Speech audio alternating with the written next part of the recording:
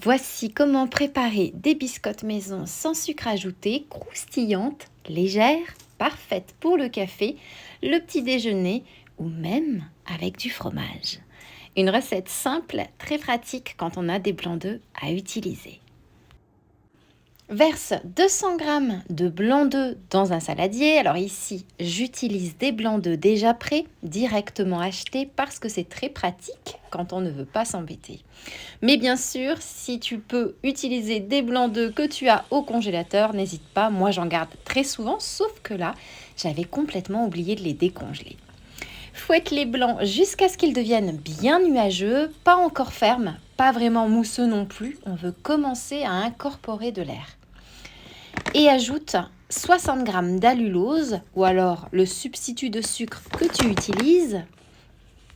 Si tu utilises de la stevia, attention, il faut généralement en mettre beaucoup moins, souvent environ la moitié en poids.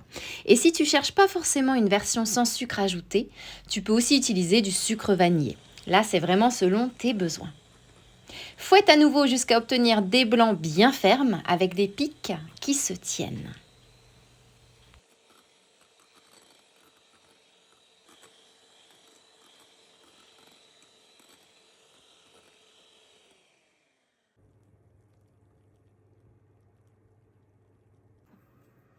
Une fois que les blancs sont montés, ajoute 200 g de farine tamisée.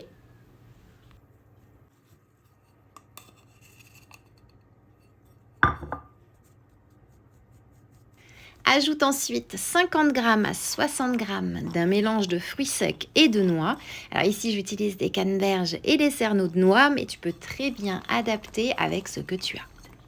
Et maintenant, mélange délicatement sans casser les blancs montés. Pour ça, soulève la masse du centre vers l'extérieur, doucement, jusqu'à ce que tout soit bien incorporé.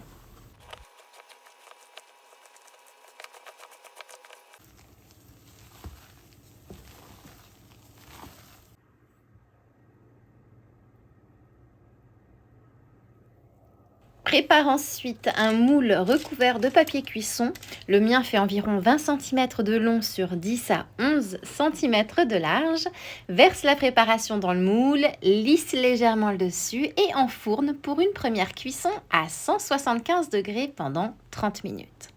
Une fois la première cuisson terminée, démoule la base et laisse-la tiédir juste ce qu'il faut pour pouvoir la découper proprement. Découpe ensuite des tranches. Moi, j'aime bien faire des tranches semi-épaisses. Dispose-les sur une plaque et remets-les au four à 200 degrés pendant 3 minutes maximum de chaque côté. Elles doivent ressortir légèrement dorées, mais pas trop dures parce qu'elles vont continuer à sécher et à durcir naturellement en refroidissant. Et voilà, regarde-moi ces biscottes fait maison.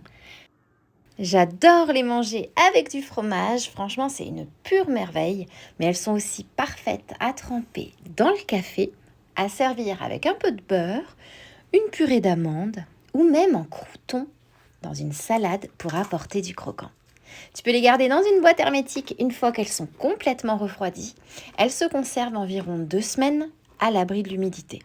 Et si jamais elles ramollissent un petit peu, quelques minutes au four suffisent pour leur redonner du croustillant.